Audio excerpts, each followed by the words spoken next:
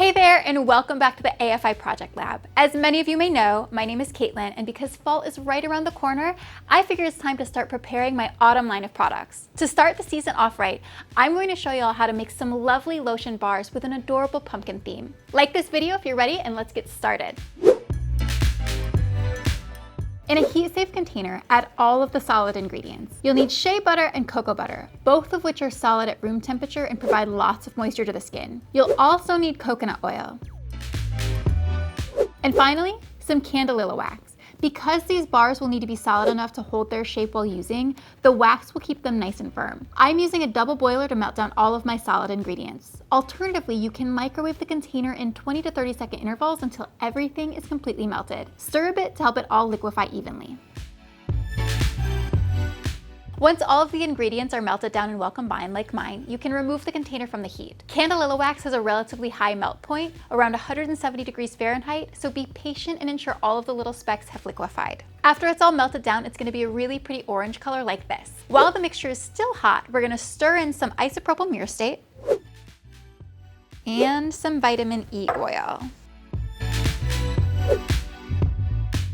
The isopropyl myrcete will add moisture and glide to the formula, which will help the lotion smooth on much easier. The vitamin E oil is not just an antioxidant, which will give the bars a longer shelf life, it's also great for your skin. And we're gonna mix that all in and then add our fragrance oil. To match the fall pumpkin theme of the lotion bars, I'm going to add our maple pumpkin scent. It's a great autumn fragrance and has a high usage rate in skincare products.